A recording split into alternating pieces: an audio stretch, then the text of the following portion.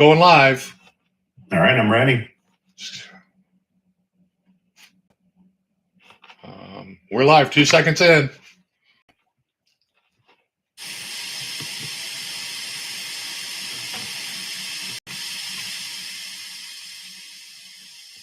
Ladies and gentlemen, we are now recording. Never get tired of that.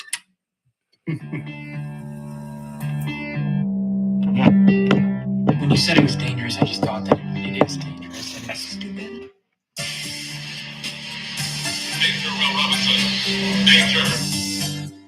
Do you think it's a little dangerous? I mean, a hundred isn't dangerous. My writing isn't like the beating of my heart. Writing is a journey into the unknown. You're coming dangerously close. Anyway, don't you think it's dangerous to lie too much? You think it's dangerous? You think it's dangerous? Writing is dangerous. A very powerful psychedelic and a little dangerous.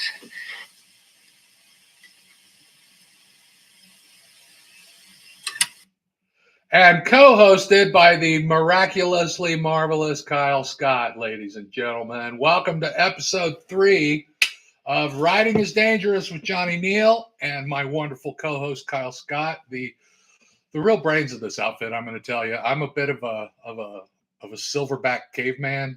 Everything is. I'm still amazed by fire, So the fact that watching Kyle's face light up there it did my caveman heart good to see the flames of his own creation flicker across his face as we launch into episode 3. This is I want to share a little bit, Kyle. I want to tell the world what's going on with me lately and why I might seem a little bit scattered. I don't want to get into too many details right now, but I am in the earliest possible stages of pre-production on a feature that we are going to film. I'm going to film direct in Q1 of 2027. I met with a producer in Bangkok this summer, and I had written a private investigator story that he's a little bit psychic. He's a little bit of a private eye, and he goes to Bangkok to retrieve a runaway husband. And for the last, I wrote this story a couple years ago, and I've really been digging into it. I believe that, not to change the sentence in the middle of a phrase, but I believe that you have to live with a story for a while before it's, before it takes on a life of its own. So I haven't written on this thing for a while, but I've thought about it a lot. And this last week, I have a kind of a deadline. Tomorrow at 9:00, I have a deadline to get a treatment with what you call a pitch deck. If anybody out there is familiar with that, it's kind of a characters, synopsis, themes. It's kind of a book report on a movie that doesn't exist yet. And I took a whole lot of pictures in Thailand this summer, so I'm going to use those for the book, for the outline. And this weekend, I did a whole heart chart for a feature. I did the entire core questions about the two main characters, but I threw other people in there as well because of how they're so interrelated with each other. And I did all of the signposts. And so that is going to go into that. That is what I used to write all of the information that goes into my pitch deck. And I got to get that turned in tomorrow because he's presenting it at the American Film Market this weekend in Los Angeles. Who is he? He is my friend Nick Ryan. He's my executive producer. He works for a company called Umbrella Films. We have signed the letter of intention to film in Q1 of 2027. He really liked my script. He said the magic words, Kyle. When I met him in person, he said the magic words. He said, "I like this script for a movie." And I got to tell you, I didn't get an MFA to enter contests. I got an MFA in screenwriting because I want to write movies, not because I want to write scripts. But a script is the first step of a movie. It's the core. It's the seed. It's the thing that's in the middle. I'm going to direct, but if somebody better comes along as a result of his fundraising this weekend or his pitching to investors this weekend, I'm okay with that too, as long as I like him. But I will be a creative director or creative producer on it, no matter what.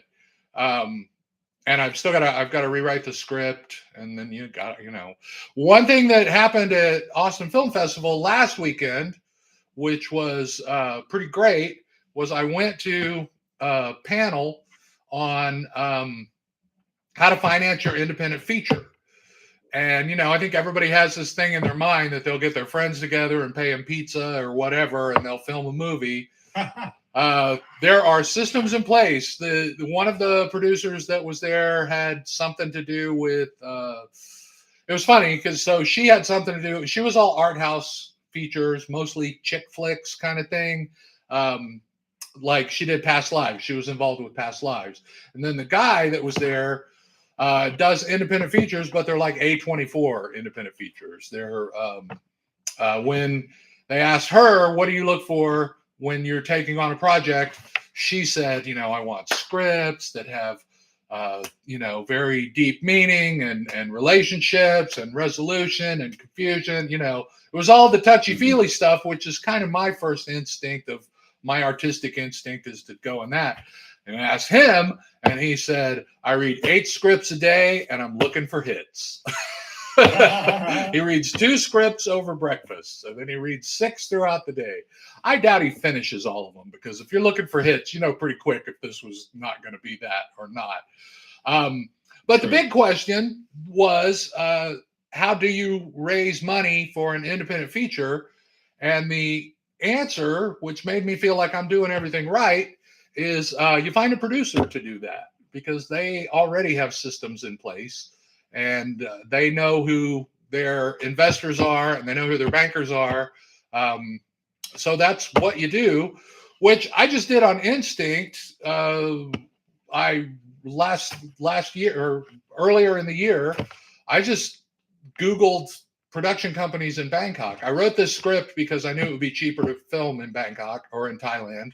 And I love Thailand, and I set the story in Thailand for all the value that Thailand would bring to the conflict in the story, in this private eye story.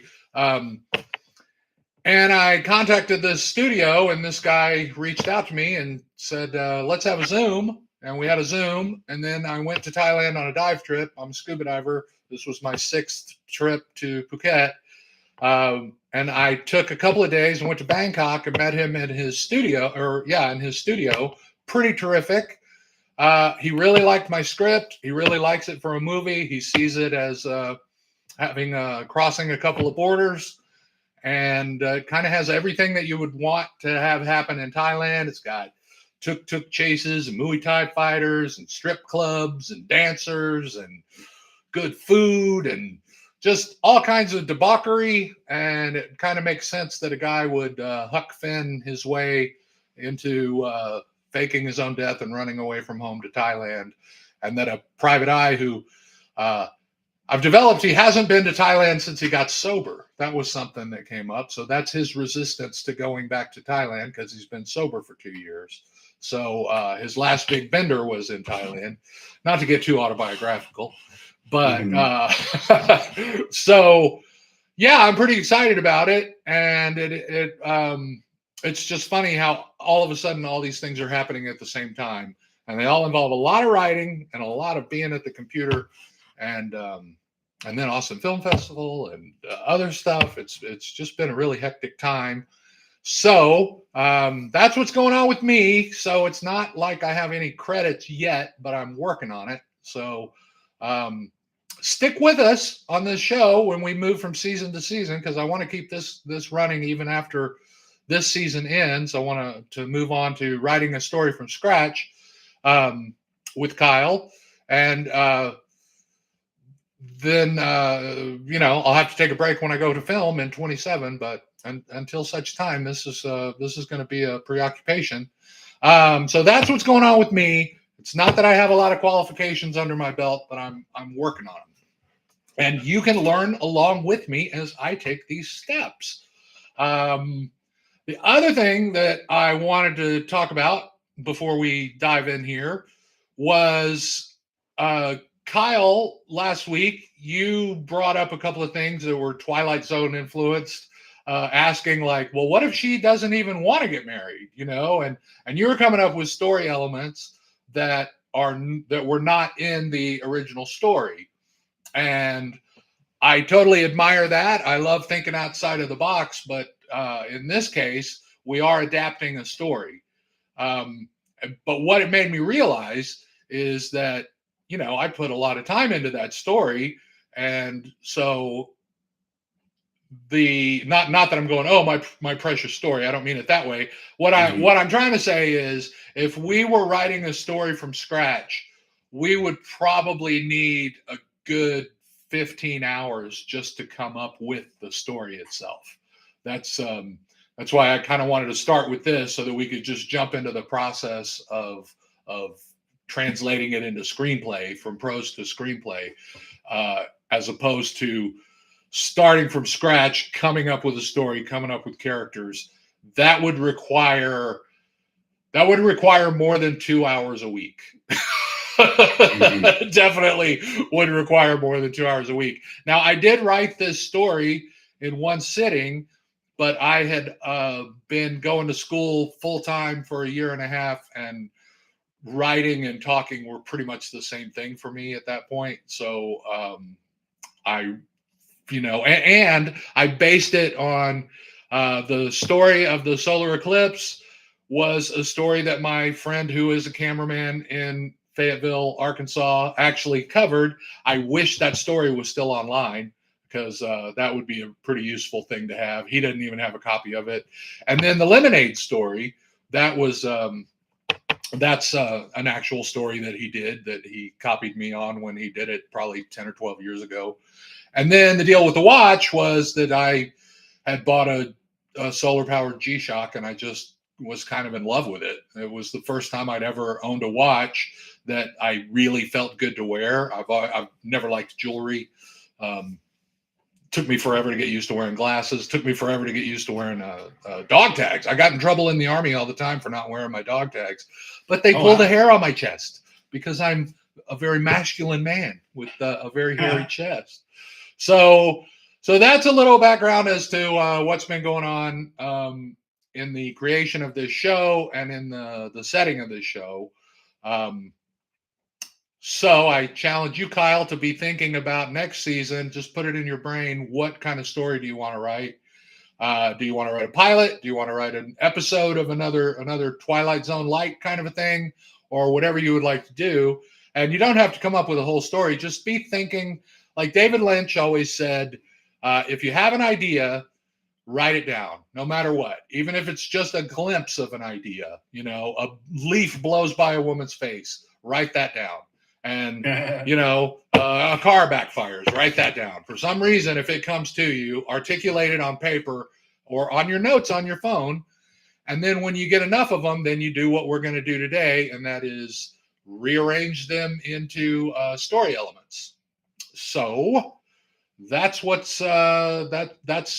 thinking about that. When you get an impulse for something, write it down. If you get any kind of an idea, write it down, and we will compare notes in the future. So how are you doing tonight, Kyle? You doing all right? Yeah, doing good. You look really fresh faced. Your hair's all nice and full and combed. Yeah, I shaved for my my Halloween costume, my Henry Bemis from the Twilight Zone. So that's why I'm looking a little clean faced here. That was such a great. I didn't even realize that's what you were doing. I just thought you just did a funny photo, and it was like, oh yeah, it's Halloween. I forgot all about Halloween. I did not wear it out to like my kids trick or treating because I didn't feel like explaining what I was all night like 1,000 times. You're like holding a book that's all blacked out, and your glasses are broken, and you're like, it isn't fair.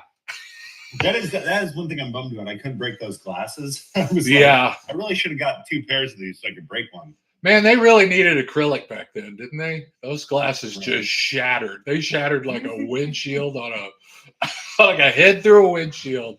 And he just barely dropped them, like a foot, and they just clank.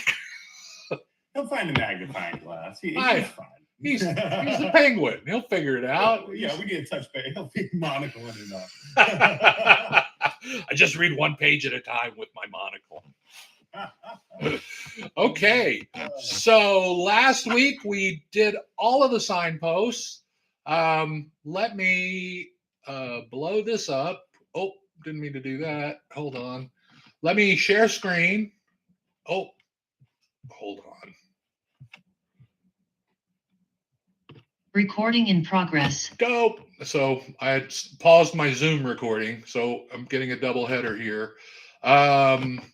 Where is my share screen? Is that view? Believe down in the bottom left corner. Oh no, down in the middle, and the buttons go away. So you might have to hover your cursor around the bottom of your screen.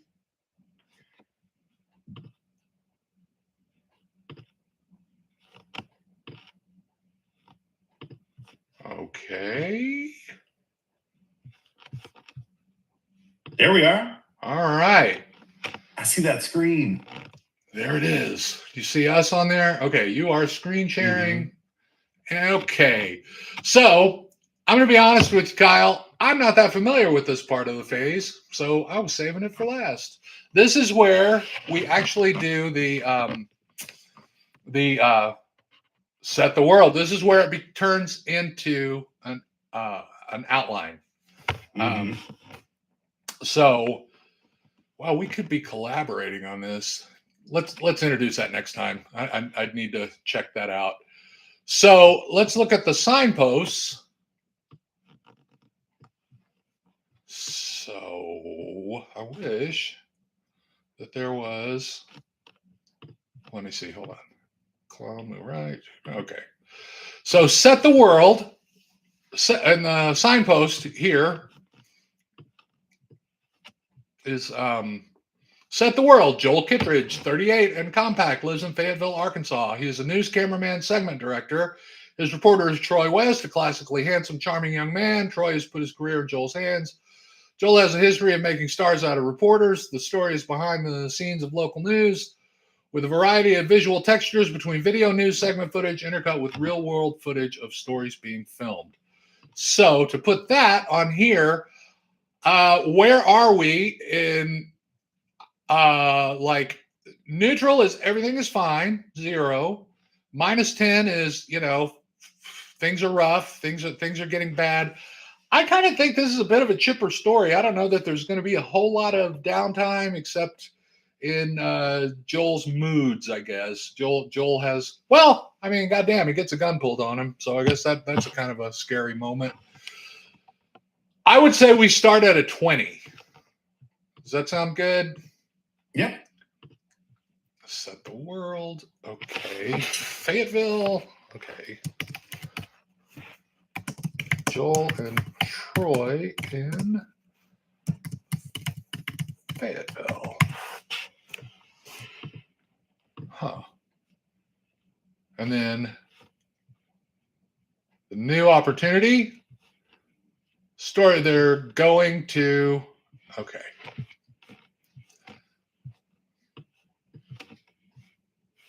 Okay, here we go. Okay, Joel and Troy are in Fayetteville. New opportunity. They are going to Missouri to cover the eclipse. Oh, yeah.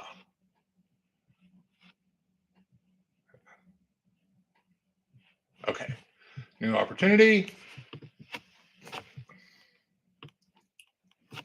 They drive to Missouri to cover the total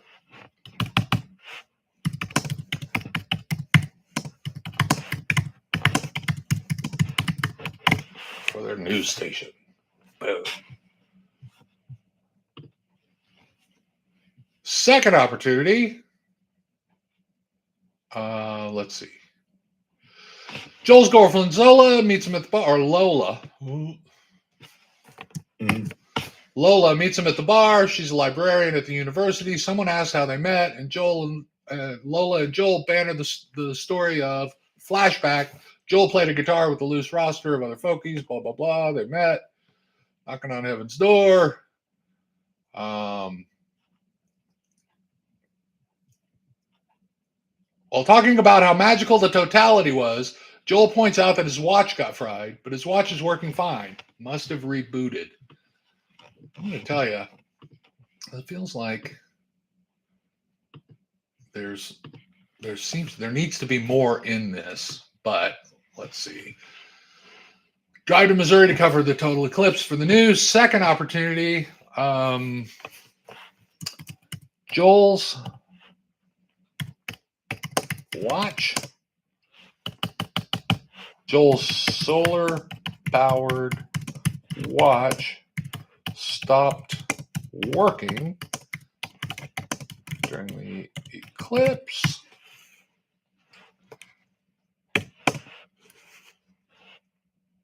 He meets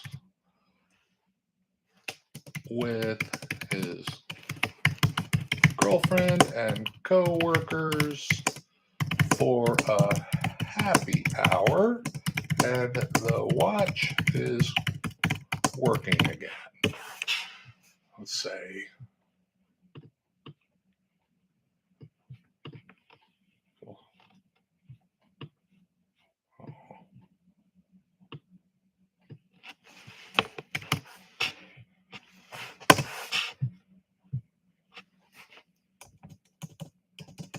meets with Lola. Trying to keep these names, keep the names present. I don't think they need to be all caps though. Okay. Visible, tangible goal. You know what? Maybe.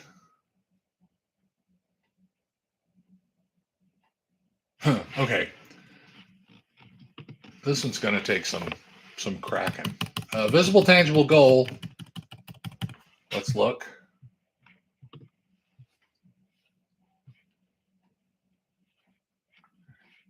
Untitled progress, setbacks, Cinderella moment, point of no return, plan falls apart. Okay. Well, the visible, tangible goal was to do a great news story. Visible, tangible goal to do a great news story.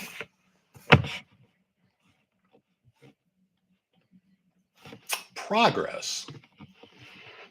You know, look what it's doing. It's filling in. Oh, yeah. I didn't realize it would do that. Okay, let's see. Huh.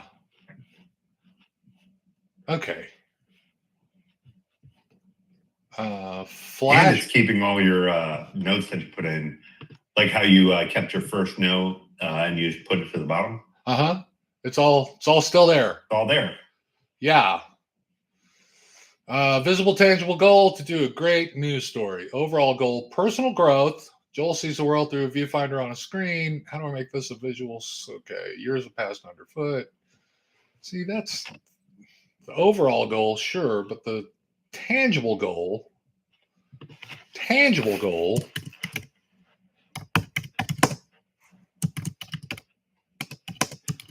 to make, to direct, to create.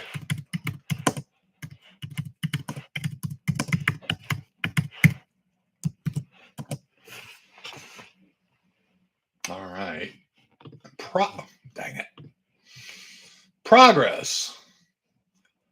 In the morning, Joel's watch spells out boobs in block LCD letters. Joel sees this, looks at Lola asleep, and her shirt is up over her breast. Joel smiles. Thanks, watch. Joel talks to his equipment, by the way. He talks to his camera. He talks to, that's going to be something You know, he talks to his camera, he talks to his computer, he talks to his watch. Coffee mug? Exactly. He is a guy who spends a lot of time on his own. It's okay with him to think out loud. So progress.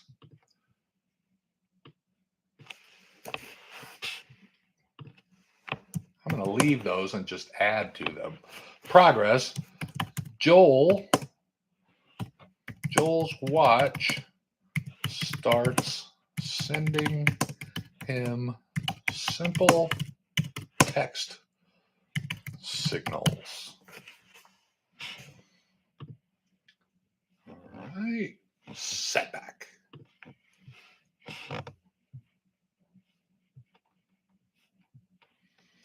I'm going to say the setback is going to be that, well, I've got a couple here, but I want to say the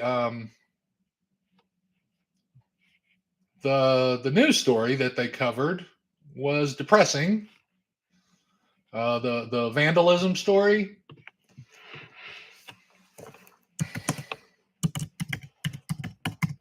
Car lot vandalism.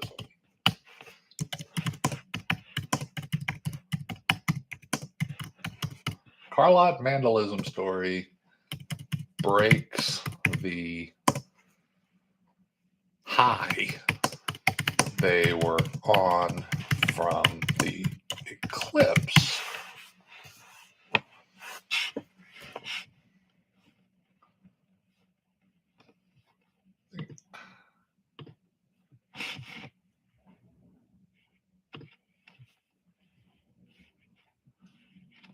Setback, that's the car, okay. Cinderella moment. You know, I'm kind of screwing up on this one, it feels like. Did we finish this? Yeah, we did. You know, well, let's call this the top of the moment. Top of the mountain is doing that the lemonade story. I feel like that was a big deal. Yeah. And remember, I say to myself, all of this, none of this is chiseled in stone. We can always adjust our outline. We can adjust our heart chart if we come up with something better, or we come to understand this tool a little better. I've only used this part of the tool one time, and that was when we did our feature. So when we get it filled out, you'll see it's pretty interesting. In fact, when we get finished with these headlines, we'll go back and look at a sample of how the heart chart looks. The lemonade story is the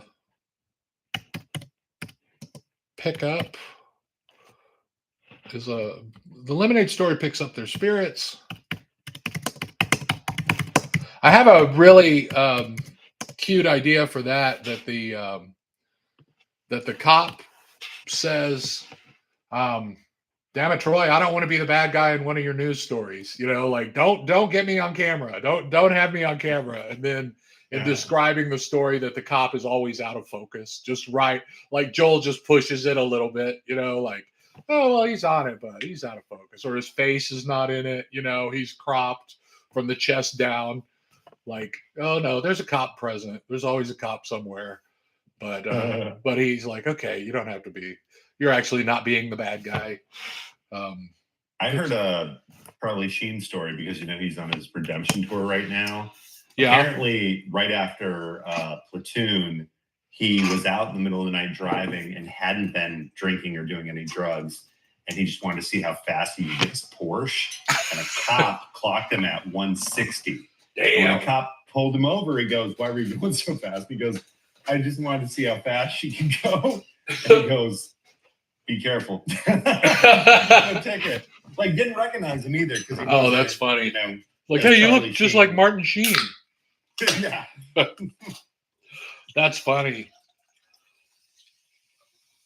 I know there's a guy in my neighborhood that has a 74 Nova that is just street rod max. It's got like It's got a diamond plate floorboard. It's so awesome. And he said he was on a construction road. And he had it up to about 135, 140.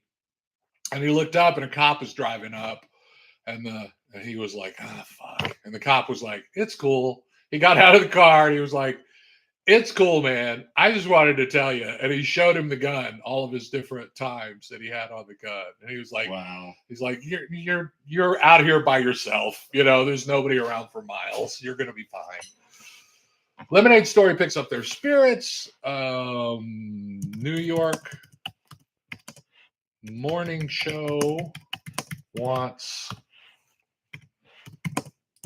Troy to introduce the story live. So that's Troy's, top of his mountain. And a Cinderella moment, I guess. Let's see. I don't want to sound like I don't know what I'm doing here. Kind of that's not cool.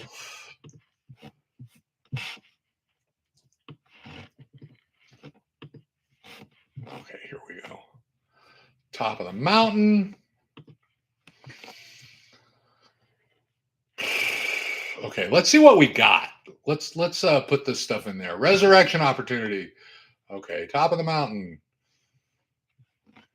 Monologue. Okay, Cinderella moment. Joel has his own Cinderella moment where he finds this music stand. Maybe not. Cinderella moment. Here it is.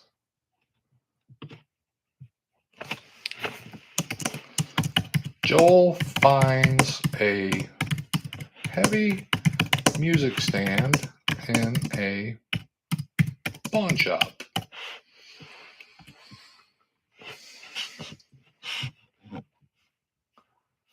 Yeah, this isn't feeling right. I'm really scratching my head over this one. I feel really unprepared, and I apologize to you, Kyle. I apologize to no, you're good. our viewers. Point of no return. So the point of no return is when he takes out his camera or he takes out his phone and gets involved and gets shot at. So that's true. Right? Like, I'm feeling like we kind of rushed. Definitely the way you describe it. Yeah, I feel like we kind of rushed through this a little bit last week, and I didn't quite think it through as well as I wished I had. So, point of no return, Joel approaches the register, but the store is being robbed! Exclamation point.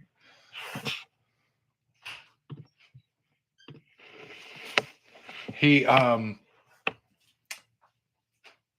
store is being robbed. He tries to film the robber with his phone, but the robber shoots at him, hitting his phone, and the bang snaps Joel into the present. Plan falls apart. Now, what does that mean? I don't think I have a plan falls apart. Well, I mean that would be actually the shooting at him is when okay. Plan falls apart is when he gets shot at. Mm-hmm. He gets shot at. Joel gets shot at. And then the resurrection opportunity is that he snaps and hits him with the music stand. So I put all that here. I just didn't break it down. Oh, plan falls apart. Joel gets shot at. Resurrection opportunity. His watch goes off.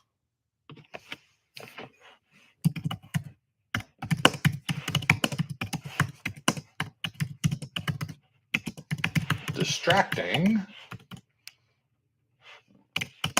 the robber. Joel swings the music stand against his head. Goes down.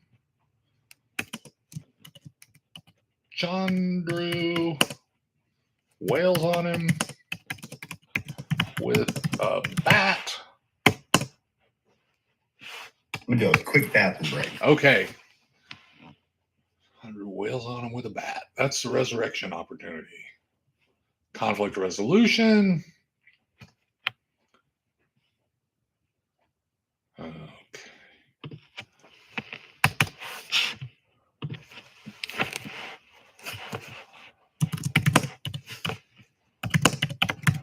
The cops come. Chandru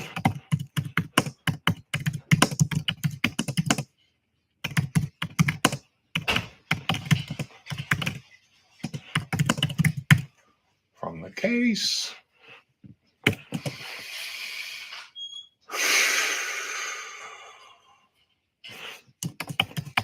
Feels alive.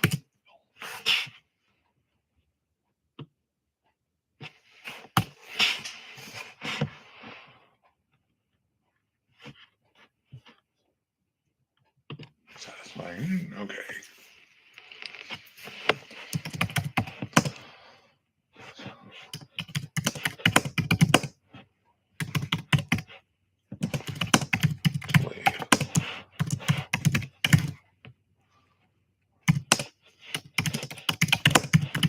Remembers the music stand.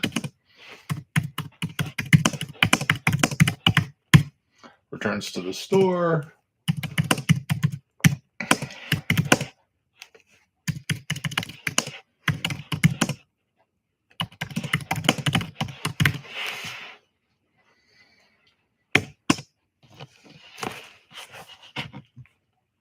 Joel buys an engagement ring.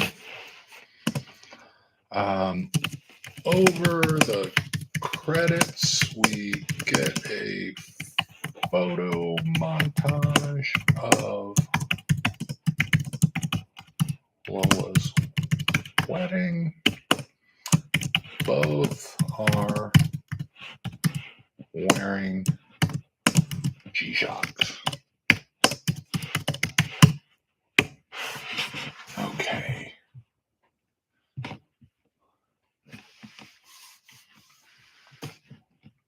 Okay, top of the mountain. Top of the mountain.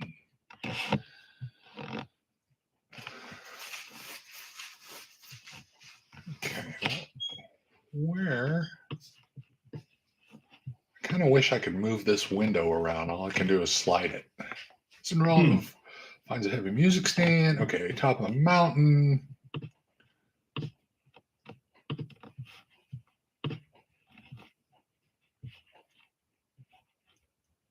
Limited. Okay.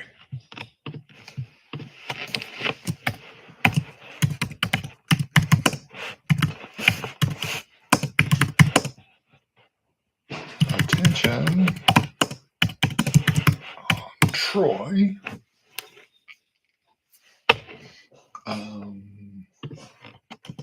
Puts them. Yeah, that's good. Point of no return.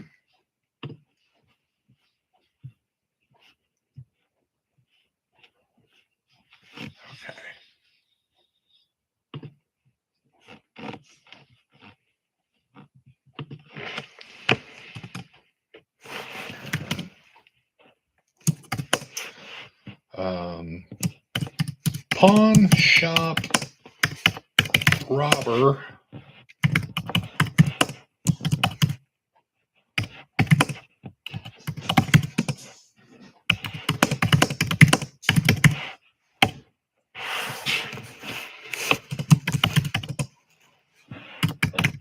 thinks they are to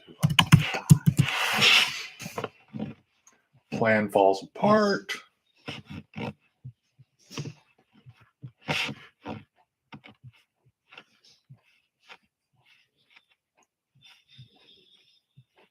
Joel.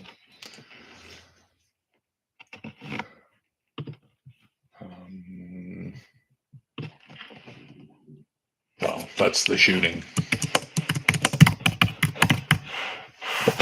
The shooting of the phone.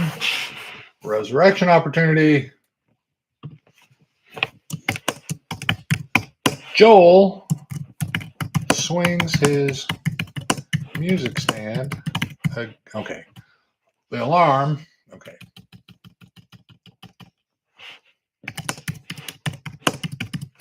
Joel's watch alarm. Robber. Joel smashes his head with the music stand. Oh, the music stand was somebody else's story. I had a friend that found a really awesome, very institutional music stand sitting by a dumpster, just sitting by it. And I swear to God, this thing would have held a Gutenberg Bible. It was so big and strong. And the one that he had was just so weak. And I've thought that during the scene, during the flashback, when Joel and Lola meet, Joel could have like a real shitty music stand that he's got his charts and shit on, because they're kind of a jam band, and that it collapses, like it kind of breaks down, and then that's why he kind of leaves the stage, like he gathers his shit up and leaves the stage, and then that's when she sends the sausage wrap over to him. There you go. Yeah, it's like that. That's a little breadcrumb. It's like, oh, wow, a really good music stand. You saw a shitty music stand earlier, and you didn't even realize that mattered. You know what I mean? Like that's the cool thing about writing is planting those little breadcrumbs. Resurrect conflict resolution. Joel new cycle from the case. Okay, conflict resolution. Joel's conflict is all internal, and okay, Joel returns to the shop for the music stand and asks to look at the engagement rings.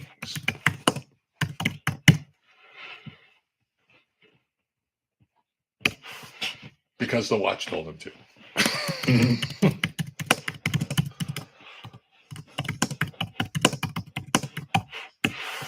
And then, satisfying ending?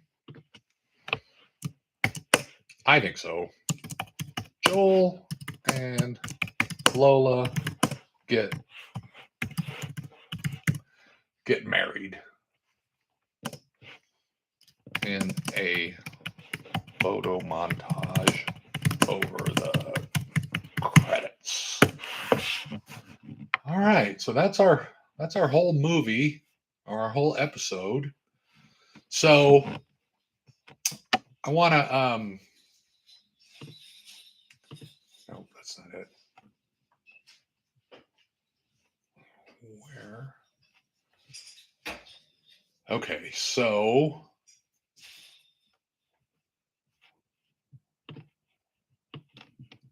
nope, that isn't how you do it.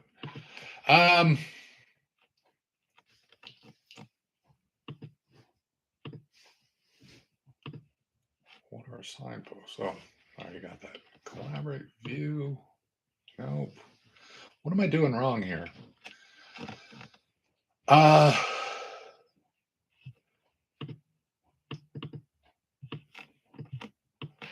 So this is how it's supposed to work.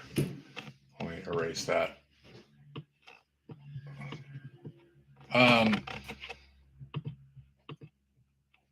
Why can't I type it though? I really want to be able to type something. So it's what is? So you got to type them all in the separate boxes to get them to pop up in there. They're not. I can't get anything to pop up in here. So I was hoping to. Let me. Here's some examples. Okay, here's let's do the Get Out. Okay, so here we start at the middle. It's a little bit staticky, you know, and then he wants to. We're just neutral. We're getting to know the characters at the beginning, and then we know. See, this is where I don't. Okay, Chris wants to quit, so he's up a little bit. They drive out to meet the family. They hit the deer on the road. This could be a very staticky connection, or it could just be normal. But it does see how the staticky part indicates that something weird is going on. We are being told that something weird is going on, even if it's just in his imagination. He arrives at the house. That's its own kind of a little bit of a neutral, just above neutral. And then the parents seem pretty great. And then they meet Georgine, the housekeeper. And then we meet Rose's brother, and he's a creep. And then Chris can't sleep. It's like it just keeps getting worse after this high point. And then he can't sleep. And then now he gets the hypnotized. He gets hypnotized. And then what happens here?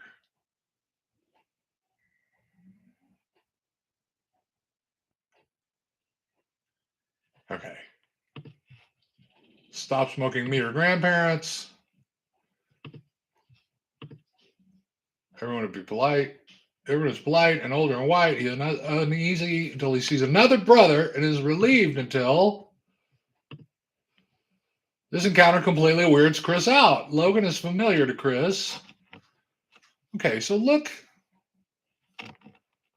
how nicely this is done. Okay, maybe I'm thinking of this wrong. Oh, that's right. There is an abduction at the beginning of the movie. I forgot all about that. Oh, it's Lakeith Stanfield. Yeah. Okay. So that's a little breadcrumb that they put on there, and then we see him later in the movie.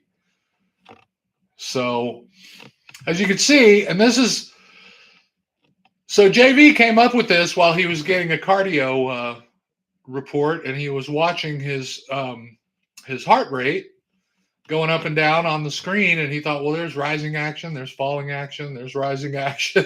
Oh boy, you know, uh-oh, we're in trouble now. So yeah, so let's go back. How do I get back there now?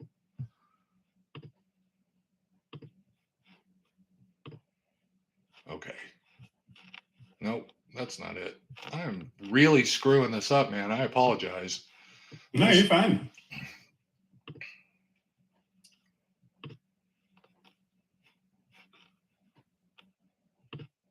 Oh, it's already open.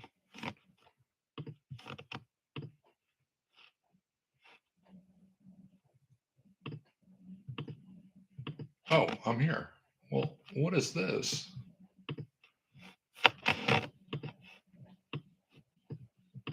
Okay, there we go.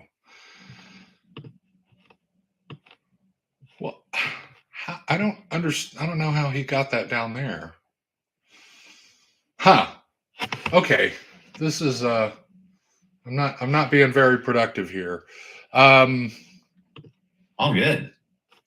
Here we write the notes for the chart. Okay, notes. I don't know how. No, I don't think so. I wish there was a little tutorial on this one.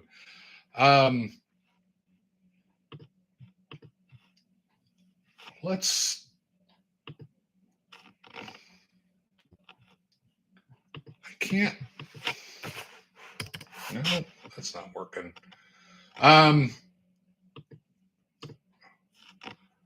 So I would say we're starting. We're pretty happy, right? All the way up. The drive, everything's cool. Right? We're doing. I mean, I'd say we're it's early, but come on, man. Don't be like that. Yeah. So signpost.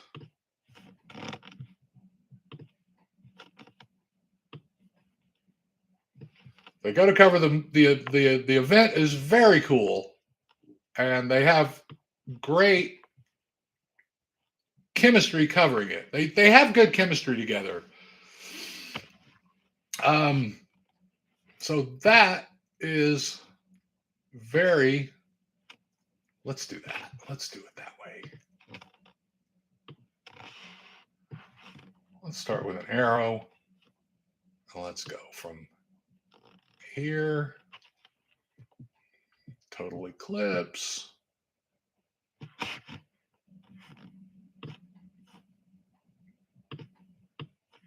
And then that's going to be the eclipse itself.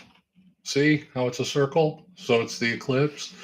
I get you. And then I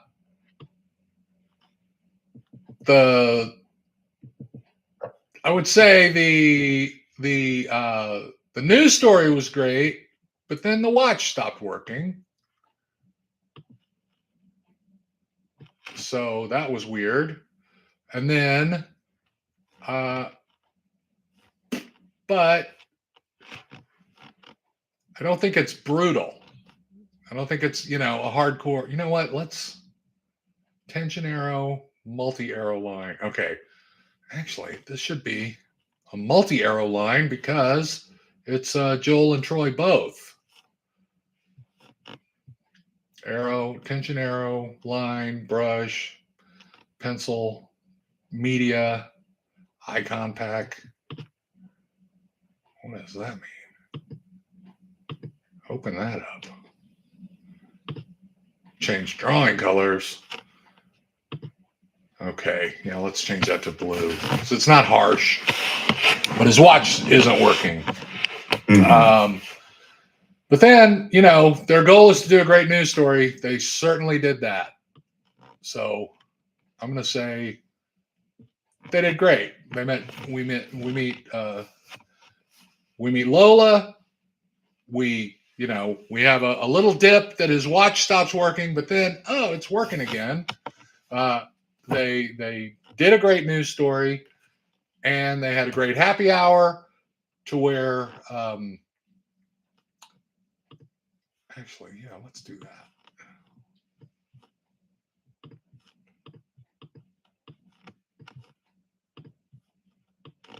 Okay, let's take a multi-line because the whole crew joins in for the happy hour. And let's change that color. Let's change that color to blue. Oh, dang it. I'm not very good at this, Kyle. I don't know why you even want to be friends with me. I'm really not smart. Just Not funny. it's not funny. I don't like it. Okay. This I kind of look at. Okay. And then I'm going to say we go back to Joel. So this is everybody. This is multi. This is tension.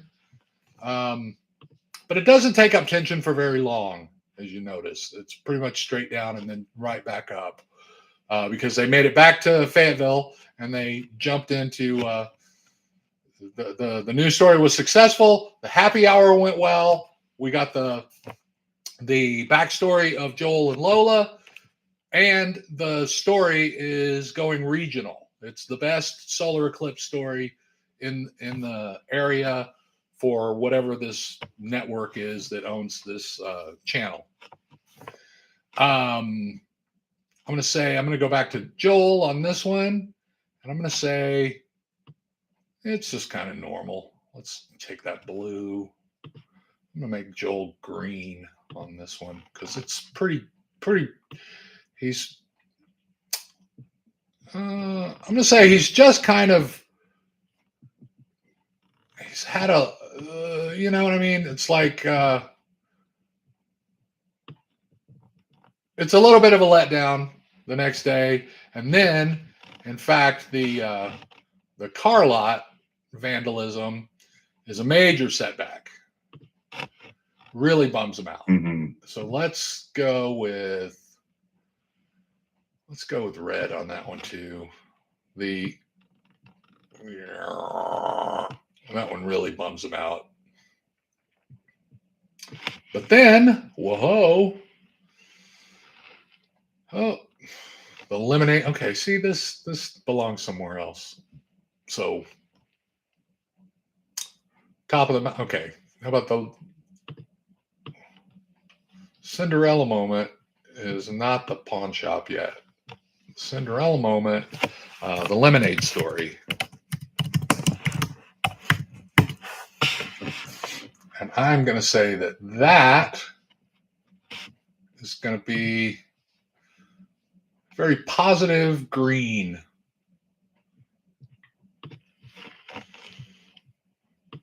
I'm going to say this goes way high.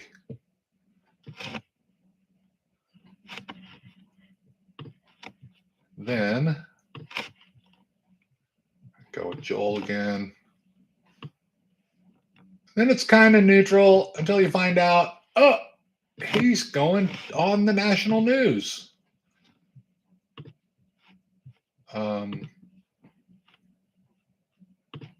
Troy is.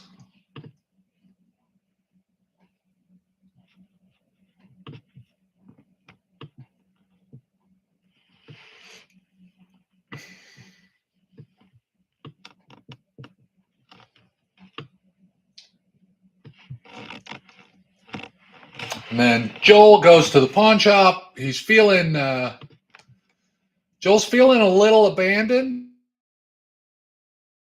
He's feeling like he's having some real insecurity. He knows that Troy's going to leave him, and he doesn't know how to progress with Lola. So his story starts getting kind of a drag, and then, boom, suddenly he walks in on a robbery. Oh, wrong.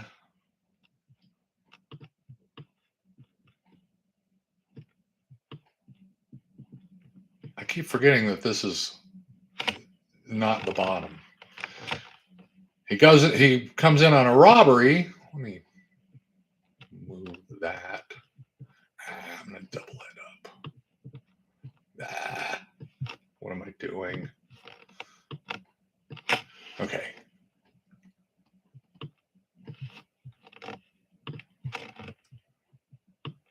And he gets shot at, which is pretty scary. And then, boom. Actually, we can go, this can be multi-2, and this can be, let's go purple, since it's 2 people here. And they beat him up. Boom. They have a success. And then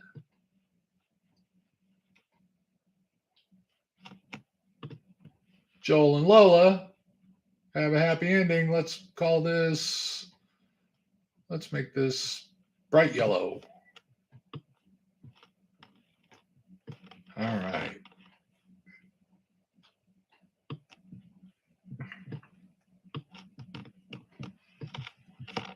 Does that make any sense? Am I making any sense? This should look a lot better than I'm making it look. I mean, it's representational. It's not like you're trying to draw the Mona Lisa. That's true. That is what it is. And I did at least draw a solar eclipse. So we got that going for us. So well, it's a big part of the story. It is. It's the title. The totality. So I mean, does that make sense to you, or are you? Am I talking out of my butthole here? Because maybe a little of both. Maybe that's the only way to fly for me, man. My butthole ain't talking. I'm alone. So, damn it! What did I just do? How did I do that? How do I get that back? Hit Command Tab.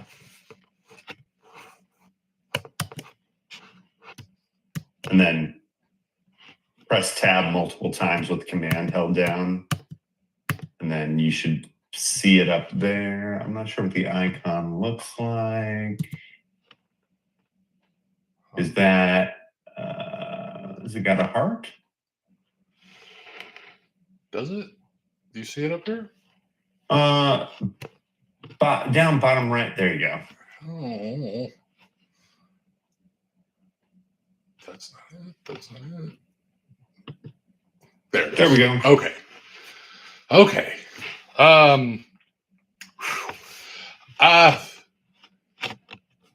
Yeah. I don't really know what else to say here. There are when you get good at these things, you can actually put music into it. You can put animated scenes. Ooh. Yeah, and it's pretty cool because when you press it to animate it, well, let's see. See if it happens. Yeah, so then you get the story going, and you can see, well, here's the progress, and it's moving through, and wow, things are getting a little hairy, and then it goes up. Yep. When JV gives the demonstration, he does Hook, and then he puts the music for Hook to it, and it's really amazing how the action lines follow the music from Hook, the John Williams soundtrack for Hook. I mean, it's like, wow, man. It's everything's just holding hands all the way across the screen there. Do you see John Williams is coming back to do the next Spielberg movie? Jeez, how old is that guy? Right. He's got to be 400. You gonna make it through, man? He's got to be 400. Right. Oh, I mean, more power to him. Yeah. Well, like there's a guy that I want in my movie because he's from Corpus, and my characters are my characters from South Texas, and Write What You Know. But he's an actor that I've always loved, named Pepe Serna. I probably shouldn't even be saying all this stuff. He was in Buckaroo Banzai. He was in Scarface. He was in The Jerk. Really handsome Chicano guy, but he's 81 now, and it's like, well, you're like 15 years too old, you know, like for the part that I had, that I've imagined him in, and I looked him up, and it's like, oh wow, but he would have been great. There's a whole lot of people like that I'm like, oh, you're too old, or you're too short, or you're, you know, it's funny when you start thinking about actual casting. Like I took your advice because I'm in this book that I'm putting in this slideshow I'm putting together. I collected pictures of all the different actors I want, and I came up with 3 different ones, at least 3 for each role, each of the main roles. And but for the main guy, for my detective Eddie, I put a picture of Robert Mitchum. You know, I had to found a good classic picture of Robert Mitchum looking like a badass, and then I put some contemporary actors. But it's like right off the bat, he's an archetype. You know, Robert Mitchum is as much of an archetype as my character. So, and he's not alive, so it's like, well, this is who I would get if who I would dream of, but he's not with us anymore. So, I don't really know what else to do with this, to tell you the truth. Full screen. Let's see. Oh, here we go. Nope, that's not what I wanted. Tools. Okay, exit full screen. I feel like we're almost done for the night, Kyle. It's going to be an early one. Wow. And then we'll start Pages next week. Fun. So, how are you feeling about the show so far? Have you learned anything? Yeah, I told you this, you know, when we weren't recording, but I've been applying everything that we've gone through to my own work kind of on the side, and it's been very useful. I feel kind of bad because I feel like I should be paying for the heart chart, but I have this video, so I've just been going through it that way. Well, like how do you mean? I'm going to stop the share for now. So yeah. 2 ways. First is I have 2 stories that I've started, and I began to plot them out. Not what we've gone over tonight, but just in terms of like the different characters and then the different beats of my story. And then for kind of a new exercise that I started this last week, I used the chart as a way to like create a brand new story. So I won't get please do too in the weeds. No, tell me what's like. So I've always loved just kind of the I don't even know what you would call it, like the mental exercise of like, you know, what if pigs could fly? That thing, you know, like, you know, when pigs can fly. So it's like, if you go through the heart chart and you're like, okay, what does the pig want? Yeah. Right? The pig is not sentient. The pig doesn't want anything. The pig just is. All right. So what does the scientist want? Well, the scientist wants to put wings on a pig. Well, why does he want to do that? Well, maybe he was an engineer and his engineering friends said that he didn't know what the hell he was talking about. So he's like, well, I'll do biological engineering, which they don't know anything about. And then I'll do this. So then it's like, okay, well then what does the barbecue pitmaster want? You know, he wants to start selling pig wings, you know, it's create a whole new market here. Wow. And just kind of like building my story from that, you know, piece by piece. And yeah, it's like, do I have something to tell the world about pigs with wings? No. But I feel like intellectually it's really nice. And then you're setting the world. I mean, that's a situation that is a fleshed out situation. You don't have a story yet. You could have 3 different stories: the pig story, the scientist story, and the pitmaster story.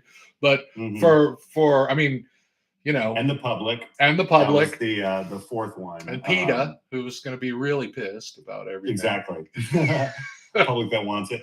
Then you got the other pigs, and they also could care less because they're not sentient. Doesn't occur to them to fly. Yeah. I don't know, there's no mud up there. Well, that's really cool to hear. That's really, really cool to hear that you know, you're, because so if it's possible to forget everything that you just told me, like what would have been your approach prior to that? Just throw it at the wall kind of thing and see what sticks, or? I'll tell you what, this right here. Oh, okay. That would have been my approach. Right. Yeah, no, first, essentially doing my outline in my notes app on my phone, literally as a numbered list, you know, first this happens, then this happens, then going back to my Blake Snyder and like plotting all those points. I also am a big fan of Wired for Story, which kind of goes a bit deeper into how, you know, from cave paintings, we communicate with each other through story. And as even now you're listening to me talk, you're expecting certain things to like unfold in a way so that you can understand it more easily. Right. And I use those 2 a lot. I also love, oh my God, I think of his name, McKee. Yeah.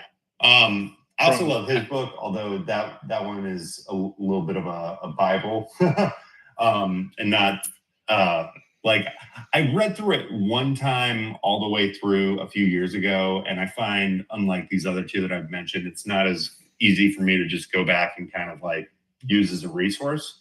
But I feel like he also has a lot of really good ideas on how to plot this. What about this one? Oh, well, of course, that one. You know what's funny? That I use that less because I'm on my second go around through it. I like the saying, you know, go through and pick the fruit and then study the root.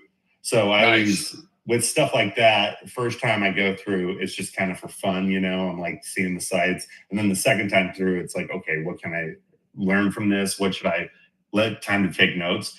But that book almost like helps me appreciate film more. And I find myself dissecting the films that I've watched and the stories I've read through that lens. And it gives me like a lot of perspective. I feel like one of the best examples is Wizard of Oz. Yeah. Listening to him talk about that. And then I've mentioned before, like, I love how Westerns and detective stories and even like sci-fi, how all of those are connected and kind of build off each other. Not build off each other, but how they're born from one another. And it's the four pillars of society was the thing that really got to me, like, because it made me go, where am I? In my own development, where am I? Like, if my life was a movie, what kind of movie would it be? What genre would it be? Because where am I in society at this point? Because I'm not military anymore.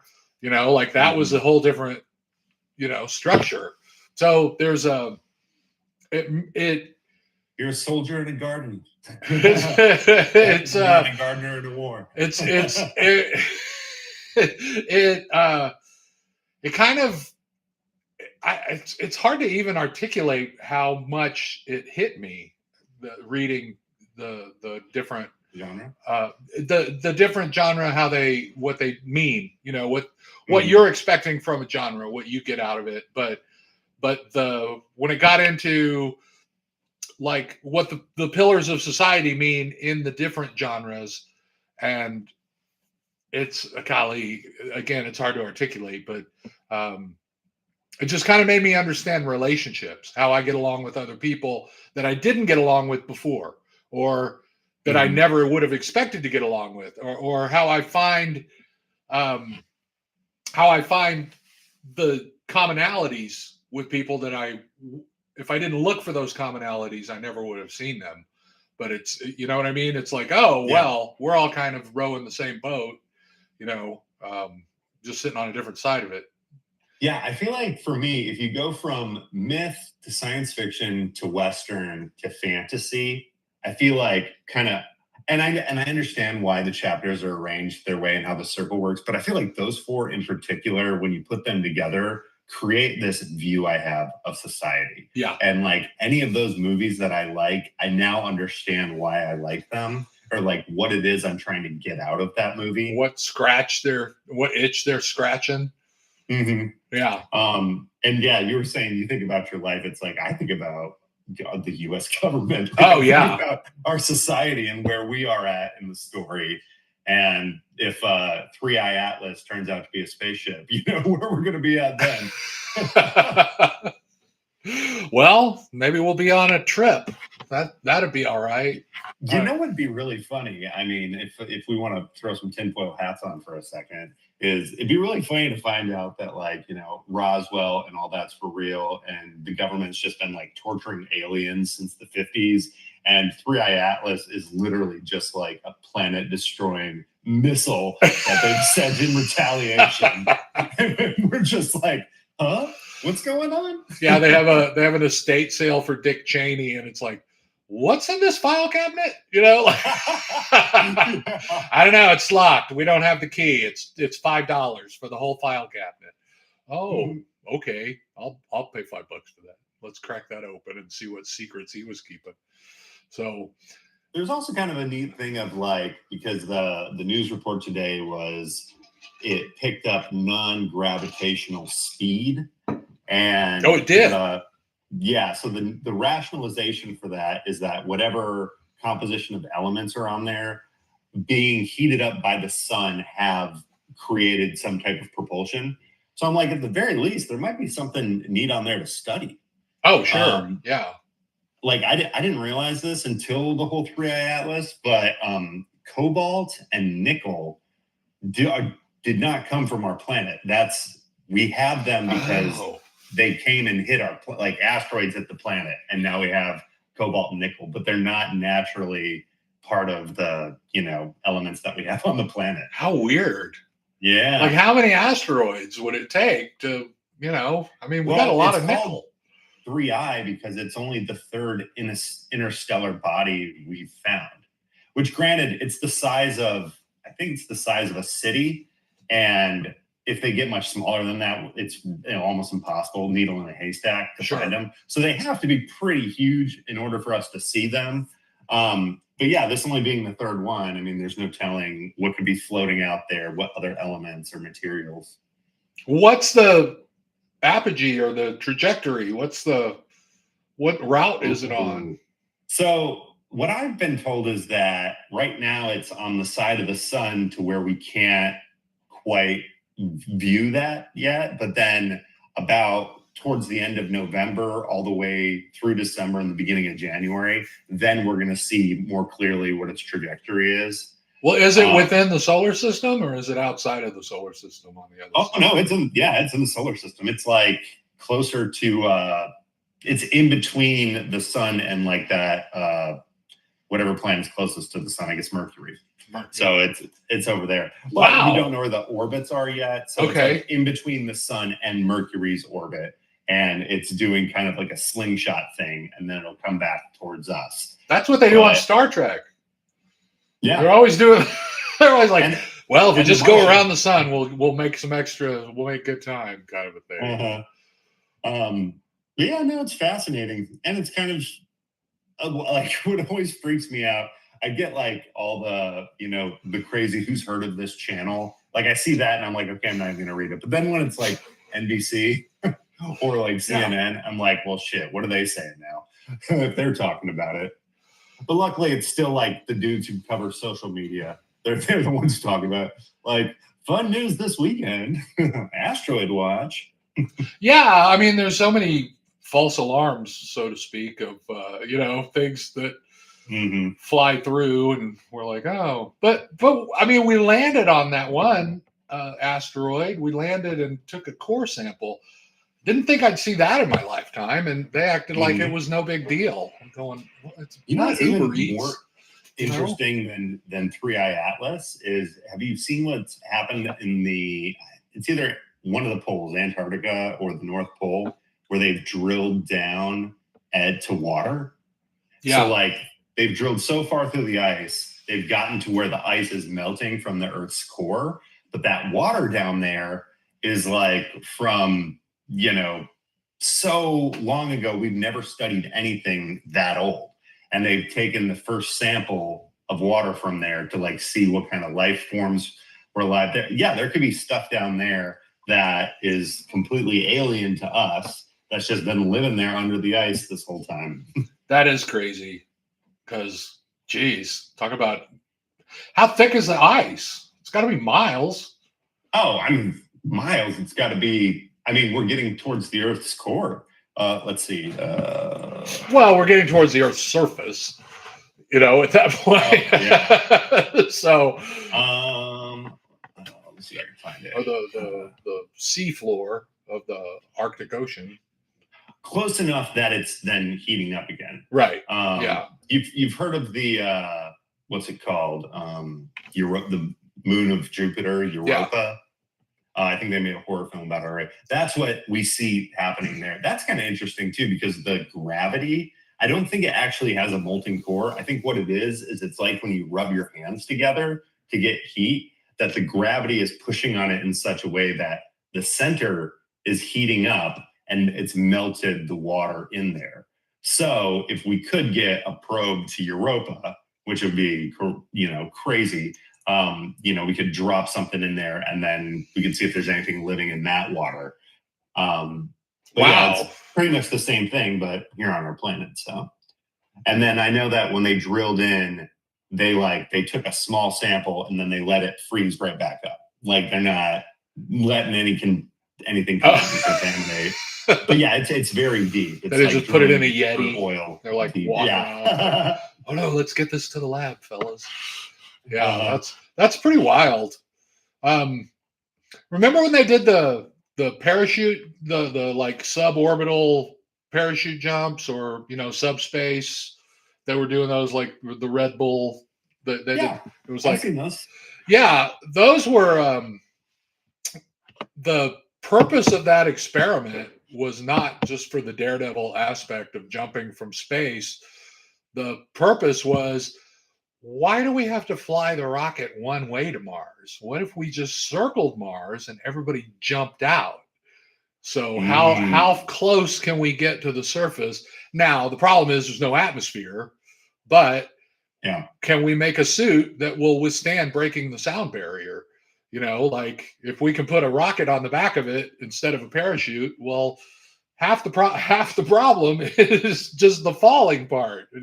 Fire the retro rocket a couple of 100 yards before the surface. That's one thing, but I think that's funny that where are we getting our science development? Red Bull. It's like that's been Diedrich Manischewitz, or I'm probably messing it up, but like that's kind of been his whole thing ever since he started the company was, I'm going to use this as a way to fund my racing, cars, boats, extremes like art, culture. Like it's the drink just pays for, the cool shit the company wants to do. And it's Thai, right? Isn't it from Thailand? So yeah, so it started. So technically it's an Austrian company, okay. But Diedrich, who's Austrian, was in Thailand where he found the drink, and then I guess he either purchased it. I've actually had funny enough, my gas station around the corner had it like a couple months ago. I had the Thai version in the small can with the weird top.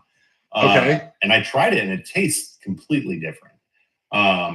I know one of the things they did is the Thai one isn't carbonated. So, okay. And that carbonation, I feel like, changes the flavor a whole lot. Sure, yeah. I had one a little bit ago, you might have seen. But because I want them to keep doing cool shit. No, it's because of the caffeine. You a bit of a night owl, Kyle? Not really. Yeah. I mean, especially now that I have kids. Now you have 2 kids. Yeah. It's weird. Like the second one gets there, you're like, it's kids now. It's not kid. Oh yeah. When we had our youngest, it was like that was 3, and it was like, oh shit, we're outnumbered. It's us and them. Even though there was an age gap between my oldest and our other 2, it was like, oh shit, we're outnumbered. Wow, that's a whole different ball game. And it makes everything so much harder, like daycare and or going out, date night, that kind of thing, finding a sitter, everything becomes so much more complicated. No names mentioned, but our friends had a little get together a couple weeks ago for Halloween. Yeah. And it cost us almost $150 for the babysitter. Oh, wow. And then we went out to dinner beforehand to try to make the most of the night. And by the time we got there, most of the people had left. Oh. It's like, oh, wow, we paid $150. Like sit around and shoot the shit with a few of our friends. Well, that was Austin Film Festival weekend, and JV had one of his students had directed a short from a script that he had written like 30 years before, and called Monster Under the Bed, MUB, which has been this was the world premiere of the short, but it's already been optioned for a feature. And oh, wow, yeah, that's awesome. The JV Hart. The premise is when a man sleeps with a chick in his childhood bed, the monster under the bed wakes up, and then it's like, oh shit, how are we gonna? Because it's a short, it's like 6 or 7 minutes, but it's like, oh, I could see that as a feature, and it was pretty cool. Point of that is that was the only thing I did for Austin Film Festival that day because I was wiped out. And it started at 8, and I was like, well, if that's over at 10, then I can go to that party. And it didn't get, they didn't let us out of the theater till like 11:40. And I went, nah, nobody's going to be up anymore. They're yeah. There's been years where they're there till like 2 or 3. Yeah. And that was not this year. Yeah. The last couple I've been to was 11:30. Yeah. Last couple of them were like that. I'm like, oh boy. But last year I missed it because of the Austin Film Festival too. So they moved it. Yeah. forward a week, and they moved Austin Film Festival forward a week because it was on Halloween last year, and I think maybe that was a little bit of a logistical problem with hotels and screenings and crowds on sidewalks and things like that. Oh yeah. So, oh my gosh, did you see the pictures of 6th Street and Halloween this year? No, I haven't seen anything, man. My head has been on these keys. It's not just back to pre-COVID; it's back to pre-cars killing people and then setting up like all the police barricades and stuff. Like all that safety shit was gone, and it was just like Times Square. Everybody packed in as dense as possible. Wow.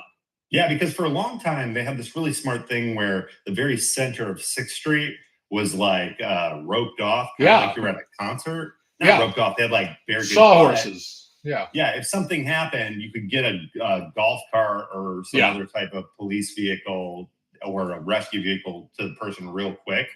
And yeah, the pictures I saw, all that was gone. At least at the part of 6th Street they were at. I don't understand why they took that down. Because I've heard they were going to do that. They were going to open it to traffic. I'm like, are you kidding? You know how many drunk girls are puking in the gutter by 9:30 on a Saturday? That's not a.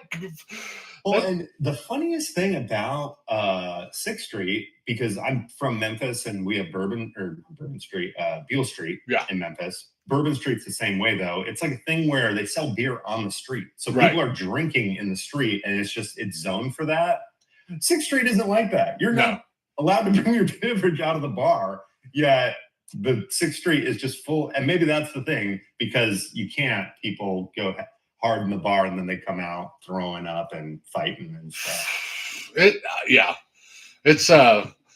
It's funny. Like that's when I realize how old I am when I walk down 6th Street. And it's just like, oh wow, what's going on here?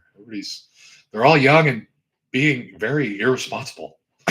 Well, what's been an interesting change since I moved here, because I just hit 10 years this summer. Okay.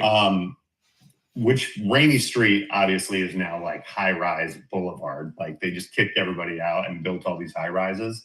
So that doesn't really count. But like East 6th Street and like 7th, that used to be like the chill place to like get some food and have a coffee.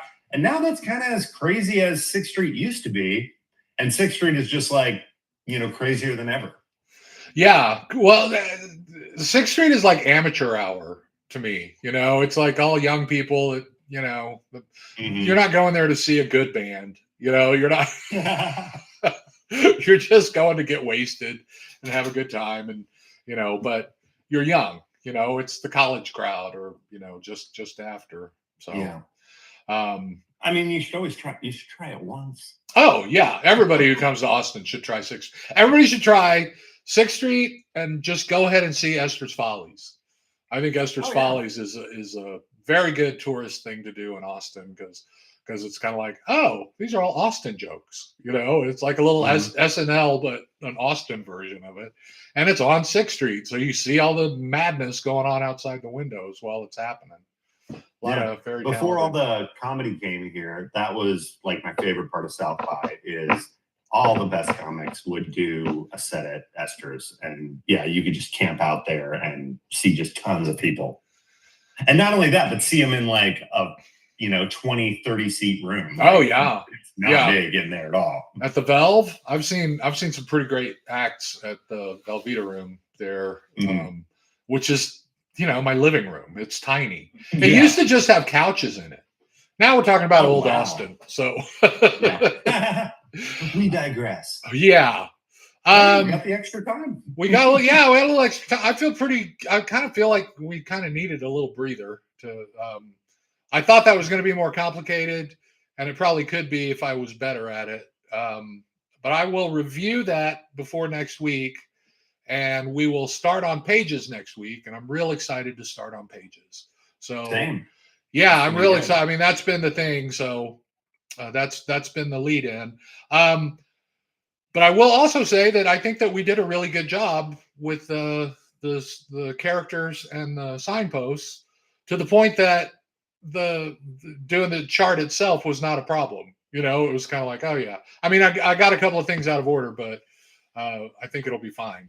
And that's the whole point, is to add all that detail in there so that it can fill in those gaps for you. So you can Or kind maybe of not have fill in the gaps, but like put it all together for you neatly. yeah, and you can have a visual for rising and falling and static and 2 or 3 people. You should have seen the heart chart that they did for Severance. I don't know if you've seen Severance, but that was so I'm not finished, but well the heart chart demonstration at Austin Film Festival was with Dan Erickson, and they went over the finale and talk about looking like a weather pattern. I mean, because everybody had 2 lines, right? Everybody had an innie and an outie, and then there was just conflict after conflict. But was it a conflict with the innie or a conflict with an outie, or were they in conflict with each other? It was like it was like a yarn explosion happened on the screen. It was pretty cool to see, like, oh, you've really got this thing figured out. I'm just more about the words than anything, and the outlining and the verbal outlining and just trying to keep track of stuff. It felt really good over the weekend. I did the heart chart for the movie that I'm working on, and it felt pretty good to do the signposts from the movie, and like just from memory, like, oh, and then to come up with a couple of little changes. So it's a very useful tool. I don't want anybody to think that we've shortchanged it by kind of zooming through the graphic part, because we will be referring to all of that while we're doing the pages. I mean, just automatically, we will definitely be doing the signposts, and we'll be rearranging it. It'll be, well, this made sense while we were saying it, but now that we're actually writing pages, this happened first, or this happened. And again, I wrote a short story, but I never wrote a screenplay out of this story, so it's going to be our dangerous adventure, figuring that out. And we are really going to have fun trying to figure out how to work in the flashback with Lola buying him the sausage, and then the for the musical number. That's going to be a fun Act 2 scene, and then to have that, and we'll talk about stuff like like how I used to think a flashback was just something you threw in. And then, no, a flashback has to come off of somebody, and it has to end at a certain point. You can't, like, if you have a flashback within a flashback, or the flashback goes on 2 or 3 days, it's like you're just telling your story out of order. Don't frame it as a flashback. Just say previously, and jump into it that way.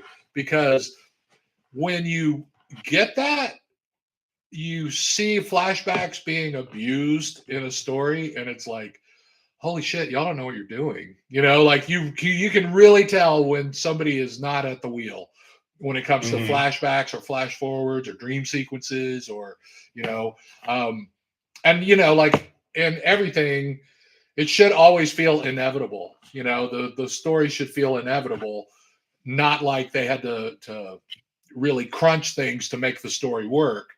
But they did. They did have to crunch things to make the story work, but they did it correctly so that it just felt inevitable. It just moved from one thing to the other. The invisible hand of the director kind of a thing. By your definition, my bowling alley killer story, I kind of nailed my flashback then. Yeah.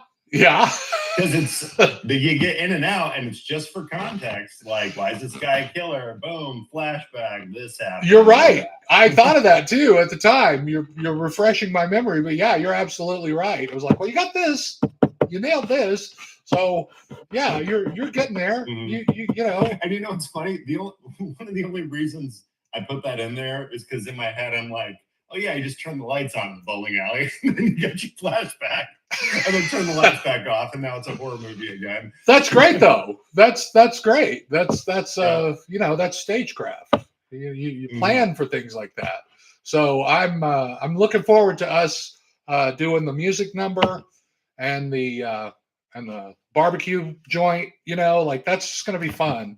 And you bring a girl into the mix. You know what I mean? It's like suddenly we get a whole new side of Joel that we hadn't seen before.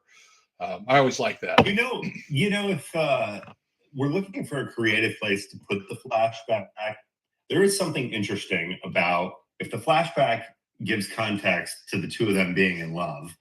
Let's say you save that to right before the wedding ring, like at the very end. So the whole time we don't realize this big love story element to it. Then we get this flashback and it's like, oh shit, he's like really in love with this girl. And then he sees the wedding rings and it's like, oh, I know what he's going to do now. Which I guess wherever you put it, you're going to have that feeling. But I don't know, it could, and maybe I need to reread it to make that my recommendation. But that is just a creative idea. That's not a bad idea because your life flashing before your eyes kind of a thing, and it's like, Oh, yeah. Oh shit, what if, I'm not going to see Lola again. The sausage. Oh, the fucking Forgot about the sausage. I just think that it's a good way to introduce her because she's not in their world. She's not in the news world, that's the kind of the thing is that she's so not in their world. Like that's, and his Sunday jam isn't in the news world. That's like his own little thing. Like I picture him very compartmentalized, like work is work and, and then the watch kind of ties them all together. For the music stand to work. Yeah. That came up later. That just has been a recent development.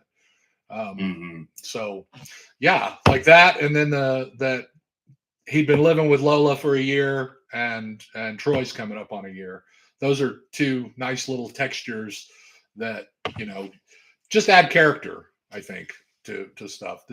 Try to be character driven. That's the big thing, is to make your stories character driven. The plot is important, but it's not as important as do I care about these people? Not do I care whether they win the race? It's like that's a lot of times the actors do the heavy lifting, and you just automatically have to like them because of the actors, like, oh, and I like that guy. Oh, he's kind of a jerk in this, Like I saw that movie Roofman. Have you seen Roofman or heard of it? It's by the guy. It's Channing Tatum.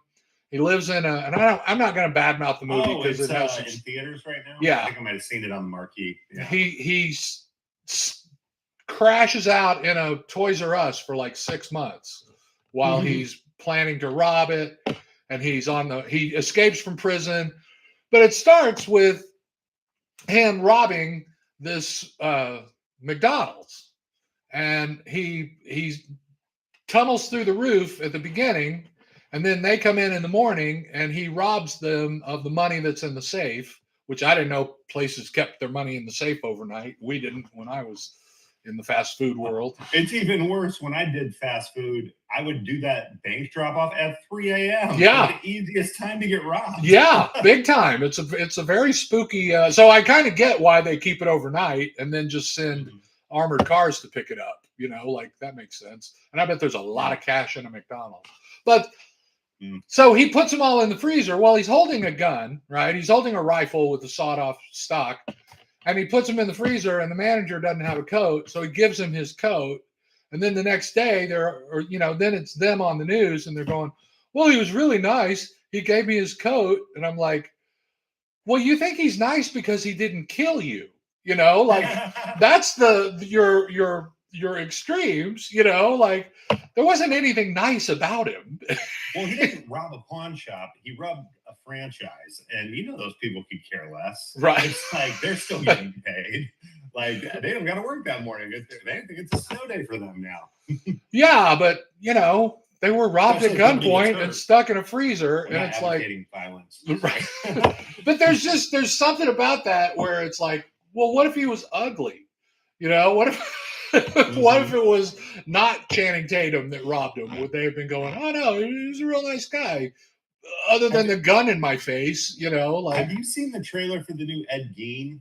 I started watching it, and it went to the Ilsa the She-Wolf, and I was like, I can't watch this. I gotta. that was the question I was wondering. Is like, why do you gotta make Ed Gein hot? Oh, right. You know how weird this is going to be for, husbands listening to their wives talk about this? I don't think he was a bad guy. Like, he didn't look like that in real life. And plus, you're like, is this why you listen to all the murder podcasts? Because you think they're all hot, fucking sexy They all have murderers? six You know? packs. Like, Yeah. Oh. yeah. So, so there's a lot of beauty privilege in the world. And Yeah. Especially for serial killers. to where I'm like, Ted well, just Bundy earned it was hard to tell whose side the director was on. It's like you're cheering for like he's in this Toys R Us and he's in his underwear and he is like doing a Tom Cruise thing, and I'm like, what is going on in this? And he not only that, but he spends like 4 months. There's a big background thing behind the bikes, these curved fake walls, displays. And he has set up a bed and baby monitors and cameras all over the store. And so he lives in there while people are shopping. And then at night, he climbs out and he's fixed the lock so that he can escape the store and get back. But it's just so strange. Like, am I supposed to like this guy? Because you'd have to be psycho to spend months in a goddamn Toys R Us behind the bicycles, sleeping on Kermit the Frog sheets. Like everything is like children's stuff in there. It's like a little kid's lamp, and he's eating candy, like he's just living off peanut M&Ms, and stealing video games. Over the course, he stole like $10,000 in video games and pawned those for cash. And wow, it was a really weird movie that I'm going, okay, you're saying this is based on a true story, but where does that stop? Like, where's the part about him being totally on the spectrum? Because you'd have to be on the spectrum to be able to live like that. You'd have to have some weird isolated thing in your brain that you can make work. You're probably unattractive because, let's face it, you have less options. Well, they showed him at the end, and he was an Army vet, and probably PTSD, and he had the same hair. He didn't look like Channing Tatum, but he wasn't, a horribly ugly guy. But it was just weird. It was a very strange, like, I don't know what I was supposed to get out of that movie. Like, if it wasn't based on a true story, it would have been a lousy story. You know what I mean? Like, you wouldn't have, nobody writing this from scratch would have been believable. And half of it wasn't believable anyway. Like, often just that based on a true story is like, okay, I gotta see now. And it's like, what about back when we used to make up stories? Right. Right. That can be interesting too. Well, I saw Noah Hawley at Austin Film Festival last year, and he talked about how Fargo, every season of Fargo is based on a true story, or this is a true story. And he said, there's no such thing as a true story. A story is by definition a fiction. So to say it's a true story is already a misnomer, oxymoron kind of a thing. So I'm kind of like, thanks, Noah Hawley. I can take that. So I can say every story is true. Because Fargo's fucking amazing. Yeah, exactly. Well, I mean, this story is pretty true. The totality story is pretty true. There was an eclipse. There was a guy named Joel that did a story on it. He did a story on a lemonade stand. Like the watch talking to him is a little extrapolation, but did you drop an air conditioner on somebody to kill him? I could have. Did you raise Chris Rock's son to stop gang violence? Yeah, that was a hairy, no, this will keep us alive. We'll get along this way. That blows my mind. Yeah. Yeah. You get straight up medieval with it. Yeah, very, very strange. Very strange. Okay, man, let's call it. Let's call it a night. And all right, man. Thanks a lot for putting up with this being kind of a light week. And next week we're really going to hit the ground running. We're going to have a good time with putting the pages together. Looking forward to it. Me too. So we don't have a save the cat type outline. We have a timeline rather, instead. And the signposts. So we have a verbal outline and then a visual timeline. that does everything that a Save the Cat outline type thing would do. So Mhm. we cover all those bases. And I'm really excited to jump into writing pages with you next week. All right. Fantastic. Okay, man. Thanks. And Thank you. yeah, hope to see you in person sometime soon. For sure. Okay, man. I'm All right. gonna hang it up here. All right. Bye. Have a great night. Bye.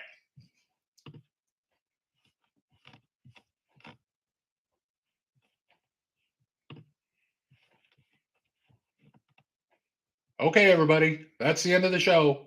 Talk to you later. Bye.